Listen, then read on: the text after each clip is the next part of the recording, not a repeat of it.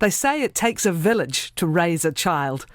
I'm Kathryn Ryan, and here we draw on my conversations with experts on 9 to Noon to help you navigate family life. We welcome Nathan Mikaere Wallis back to 9 to Noon. Good morning.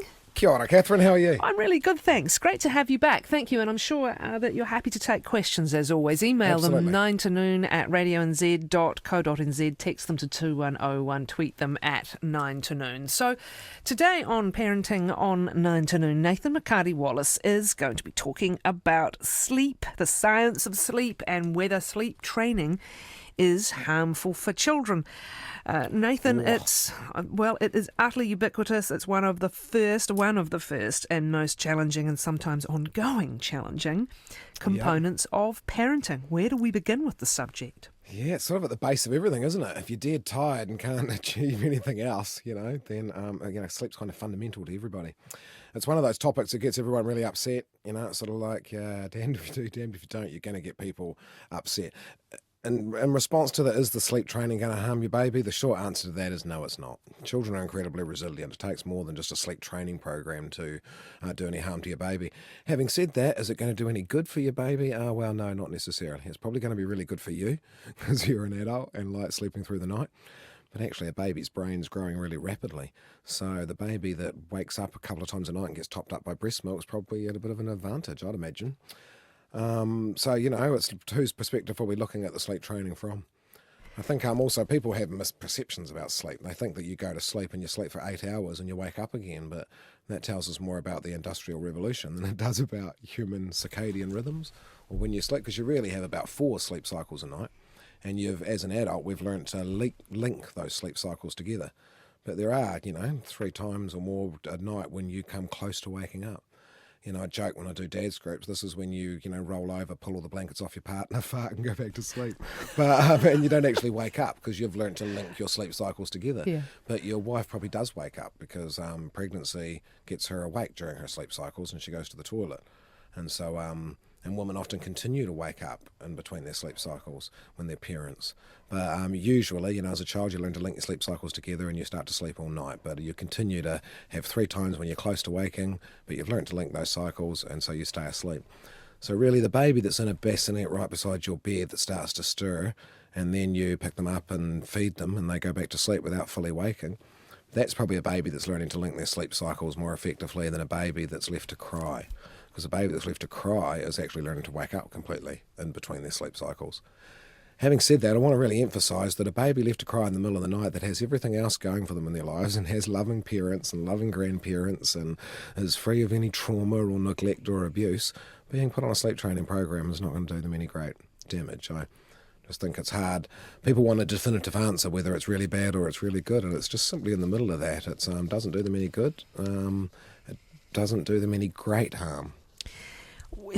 How much variation do we get in babies' sleeping routines, and is that a big challenge? Amount. Because someone wants the magic answer, and you mentioned whose perspective. We need to keep remembering that we need healthy parents for healthy babies, right? Yeah, we do.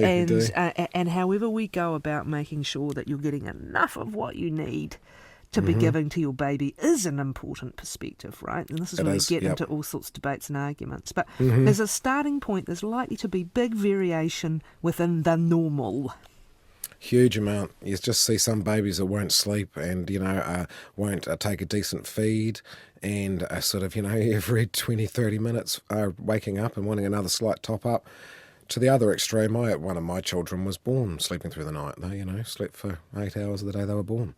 So you get huge variation in what are natural sleep cycles. You can sleep too much as well. Babies need to be awake and interacting and eating, not sleeping all of the time.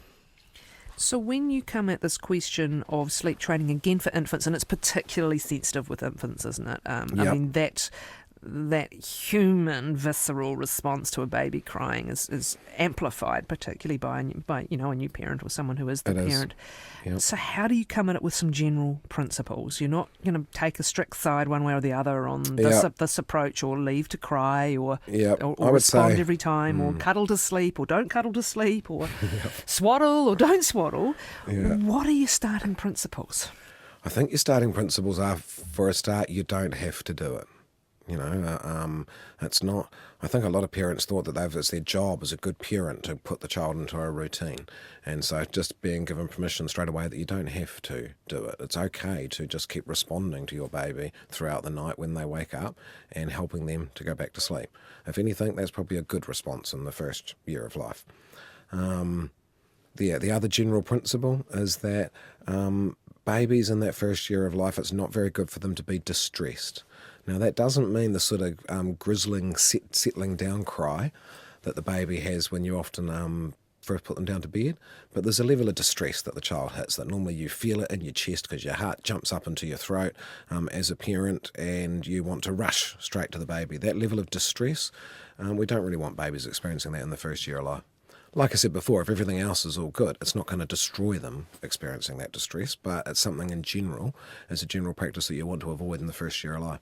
First year of life is all about making the baby feel safe and in partnership, because that's what gives them the biological information to really bring about the best brain they could have for the rest of their life. Can it be about what works? If you're someone who gives it a go for the couple of days or the couple of nights or however long someone says you just need to survive baby crying, and it works, is that a sign? If it doesn't work, is that a sign? I think so, yeah. If you've given that a couple of days, and a couple of days of stress isn't going to define a baby's outcomes, and it seems to work and they settle off and go to sleep, well then yeah, everyone's happy then, aren't they? The baby's only had a couple of days of stress, now everyone's getting a full night's sleep. But yeah, if the child is persistently distressed and upset and doesn't want to be, and cries for you, that tells you that the baby really needs you to be close. So give in to that as well. And looking after you is the other question in the equation sometimes. If you've set yourself on a particular approach, how do you know? How do you know where it's the impact on you may well become an impact on a baby? That's right, and we put so many expectations on ourselves when we're first parents, and what it means to be a good parent, and how your baby's going to act. So I do think it's about you as a parent having to look after yourself. They use that metaphor of, like the air hostess, put your own oxygen mask on first. You've got to look after your own well-being. So I think for the parent to be responsive and flexible. Parenting isn't just about what you're doing to your baby, it's about the relationship between you and your baby.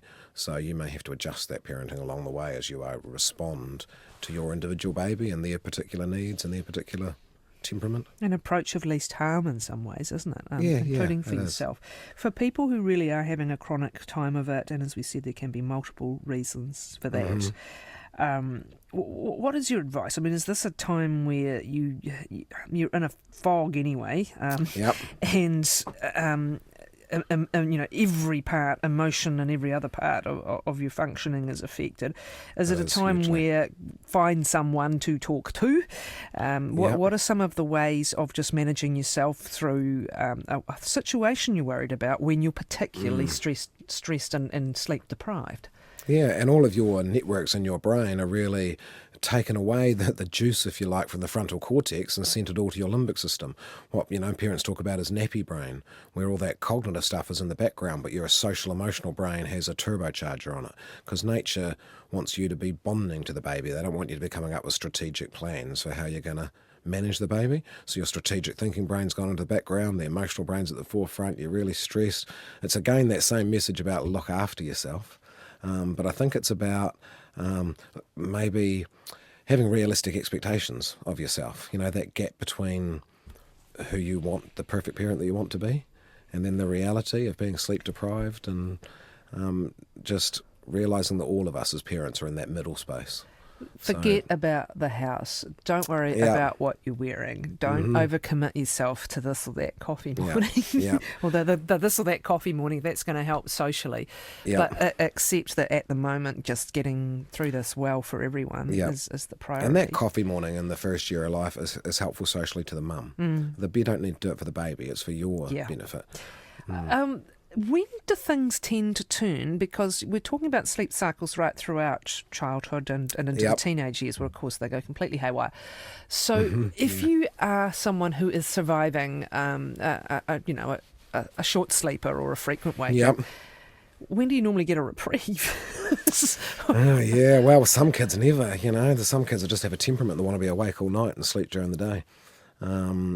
They grow up to manage nightclubs and stuff. But so sometimes there is no reprieve. But in typical human development, we sort of think about that first 18 months or even the first year. The first year, the midwives talk about as the golden year because it's really so much happens in that first year. So I sort of want people to be responsive to the baby in that first year. But I think if you get a good basis in that first year, you've got that basis then. So after that, if you're sleep deprived and you're going mental yourself, then I might start looking at how to manage the child's sleep after that first year. Certainly after 18 months, all of that stuff is in place, and there's a really good foundation. I know with my own child, with the last one, she wasn't much of a sleeper, and by 18 months I thought, oh look, screw this, basically, I want a full night's sleep. It's all very well the ideal of responding all the time, but the reality of having lots of kids and going to work and then getting up, a couple of times a night. So from 18 months I would leave her at a 10 to 2, wake in the middle of the night and cry a bit and be unsettled. I still wouldn't let her get distressed, but I just wasn't into being a rapid response unit in the middle of the night because I figured by 18 months you've got a good foundation. It's not going to do you any great harm to be left for a while. That transition also, and again, this is very personal, whether you're going to have a bassinet in your room, or you're going to take the bassinet out of the room when someone's getting into their own bed for the first time, when you're trying to get a sleep routine. Does that change again around 18 months or around in the toddlers when they're moving out of being babies into being these little people? Yeah, but people. Yeah, there is these key transition points, and often in New Zealand culture, parents want to get race through those transition points. Like, let's get them into bed nice and early. But getting them into a bed early just means there's no walls to trap them in their cot. It's really a good idea to, for sleep purposes, to leave them in their cot for a bit longer. So that you are managing when they're getting in and out of bed, and that will help them to set up clearer routines. And then other key transition times, that transition into childcare, into preschool and into primary school, there's big energy changes happening then, isn't it? Is that another time where when you're looking at some, and we're talking nighttime sleep, we haven't even talked about the nap so much, have we? But when you're getting into what you might call a sleep routine or sleep hygiene, is that another key time? It is a key time, but it becomes so individual by then because kids have so many of their own nuances, and you see that afternoon sleeps we just talked about. You see lots of kids finished with their afternoon sleeps by 2. You have other kids that need to come home from school at 5 to have an afternoon sleep. So there are key transition times, but it's just going to be so individual for kids after that. I think from about 3 onwards, they can be expecting typical sleep patterns. I think when your child's 3. If you're not getting a full night's sleep, then there is a sleep issue, and I would, seek some help with that. If they are up in the night, I'm interested in your approach to when they become independent about this. Things like toileting yourself, for example. Things like if you wake up, don't come and bother us. Yeah. Have a little bit of a bit of a lie down or have a little bit of a read. I don't know. What are some of the tips you have for trying to get them independent in managing their sleep? Ironically, it's counterintuitive because the more you let them be dependent, the more independent they will be. So the kid will learn to wake up and sort of just lie there and think and possibly flick through a book or something, probably if he woke up in the same bed as mum and dad, because he feels safe and secure. It's not about trying to get the child to do that as early as possible, because the earlier he does it, the better he'll be and the more independent he will be. That might seem intuitive, but that's not really how it is. We find people are secure enough to be independent because they come from a strong, nurturing base of interdependence. That's what makes them secure enough to go and be independent. That is really interesting. That being in your own bed is about feeling secure. And we all know you have the nightmares, you have the boogeyman under the bed, you have the funny shapes on the walls. You're wanting them to feel confident that that bed is a safe place to be. Yep. And that can sometimes come from having the comfort of you nearby for a time. Yep, absolutely. I just think more cultures in the world have bed sharing as a normal thing. And I think we're a bit quick in the Western world to be thinking that our child's supposed to be at 2 or 3 independently in their own bed and being brave all night with all of that, at a time when they can't tell the difference between imagination and reality, when they can't tell that monsters aren't real. Actually, just what all the research tells us and experience tells us is the more secure kids are actually the ones that feel like they've got that secure base to run back to to mum and dad's bed. So if there's going to be some bed sharing that old, how to make it work, again, on the basis that you would like some sleep and perhaps to make some more children. Yeah, that's right. How do you manage bed sharing in a way that, yes, you can jump in here tonight and have a cuddle with me, or you can jump and have a cuddle with me for this amount of time and then back to your own bed? What's the sort of very age real and things, stage? aren't they? Yeah. Because I did think, I'm the worst person to talk about sleep training in some ways, because my sleep training program was to get a super king-size bed. That's not really much about leaving. But yeah. But you're right. But in terms of making other children, that's a very real thing. Your sex life's going to take a hit if there's other kids in the bed. So our own routine in my family was the kids always went to bed in their own bed. It's just that they weren't greeted with negativity when they wanted to come and get into the bed at 2 o'clock in the morning. So it was like the kids went into their own bed. When we went to bed, there were no kids in bed with us. But when we woke up in the morning, there was, 1 or 2 kids in bed. There was normally only one, really. Of all my kids, there was only one that was a real avid, I need to be in the bed. I need to be close to mum and dad. And I think what most New Zealanders think is that kid needs to be told to harden up and made to go into his own bed, and that'll make him more independent. But the reality is letting that kid come in and make him feel more nurtured and let him take longer before he goes and wants to sleep in his own bed. And he's 4 before he does that. That's actually what's going to make him more independent and more secure. If it's no way, Joe say, to quote Kathryn Kim on that, is it a case of, again, you can use it to settle. Like, if someone is particularly unsettled, you're going to lose half an hour's sleep having a cuddle, and they might nod off and then they're back to bed. Yep. Can it be working out what's going to be the best way for you to get whatever you need? Yeah, and they're then to get what they're going to need. That's right. And if you do it with them, that's how they learn to do it for themselves. So you go in and you help them and you take half an hour to comfort them back to sleep in their own bed. And then the next time you only have to do it for 15 minutes, and the next time for 5 minutes, and then the next time they can do it by themselves. It does mean you often do it in partnership with them for a start, and that's what leads to them having the independent skill of being able to do it themselves. Staying with sleep, an interesting one in the sleep cycles and being partly awake but not quite awake. As an adult, we generally know we need to get up and have a wee, right? Yep. As kids, we all remember weeing the bed, and it felt so unfair. I'm sorry, I can't believe I'm sharing this. Right, yeah. I can remember dreaming once as a little kid that I'd got up and gone all the way down the cold hallway to the bathroom, and then waking up to find out I hadn't. I mean, how unfair is that? I think we've all had that dream. How unfair is that? You so didn't want to get out of bed, but your brain just tricked you into going, we've done it. And I was sitting there, I did everything right, and it didn't happen. So how often is this a factor, and at what age, trying to get them to wake when they need to wake in response to that need? And again, can it be an independence thing? Can it be that the house is cold or the hallway's frightening that sometimes can lead to some of the bedwetting or calling out to need help with that?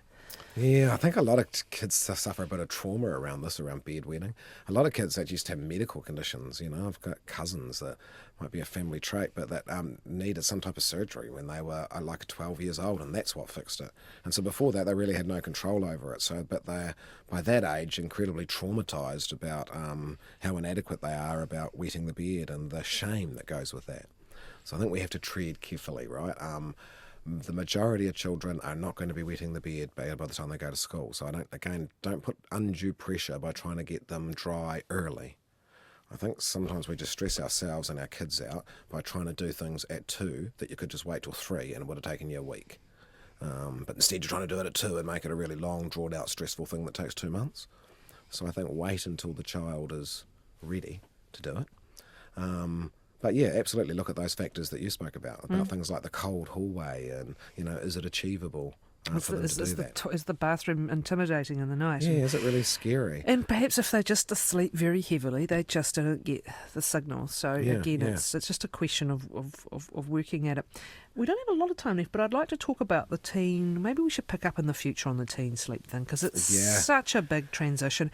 It is a big one. And Nathan, what I'd love to know also is, I know there's been a lot of work done on whether the school hours are just wrong, whether we just make our kids get up too early at it does look that way, age. Kathryn. Yeah. It does. Can we do that next time? Yep, absolutely. Look at teenagers and their circadian rhythm, because it goes through clear changes. We'll just finish with a quick question. Have you got one there for us, Joe, on today's one? Oh, here we go. I have 3 children. At one stage, the 2 eldest were coming into my bed in the middle of the night.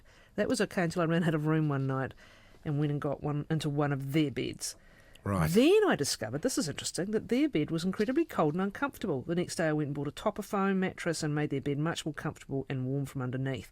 They did not keep coming back to my bed in the middle of the night after that. Wow. Isn't that interesting? That it's like is the interesting, cold eh? hallway, and it's like just Sometimes we overanalyse it. what is the little thing that makes your place more appealing than my place? And I'm not saying you get them a $2,000 flash bed, but that's No. I love how that parents put themselves into the child's world there by, literally into the child's world by getting into their bed and going, actually, this is really uncomfortable. No wonder they want to come to my bed. I think she did that to get the hell out of the crowd in her own bed.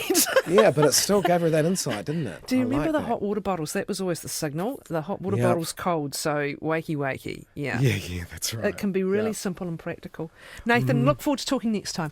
Excellent, Kathryn.